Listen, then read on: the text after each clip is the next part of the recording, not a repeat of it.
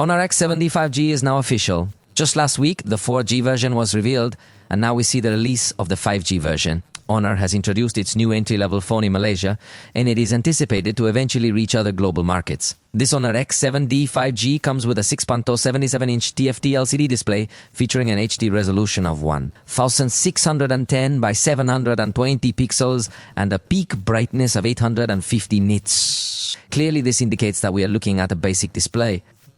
On display, it appears that the standout feature would be its brightness, although it is only an entry-level device. Additionally, it includes an eye comfort feature, a trademark promotion by Honor. The device also features stereo sound with an impressive 400% volume capability, which enhances the gain, particularly in the mid and high frequencies, to deliver a more powerful and thunderous sound. Internally, the device runs on an 8-core Qualcomm Snapdragon 6 Gen 3 processor paired with an Adreno 619 GPU. I believe it is quite positive news to see this type of processors being used in devices that aren't necessarily high-end. It appears that they will be able to maintain a solid performance thanks to this inclusion.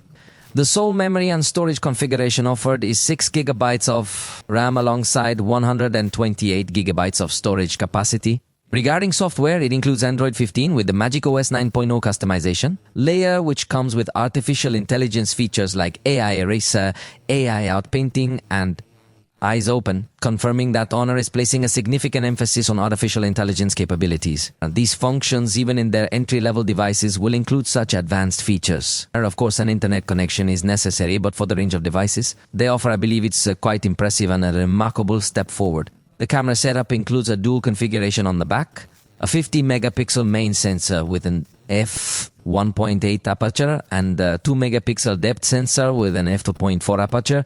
Practically, consider it as having just one rear camera.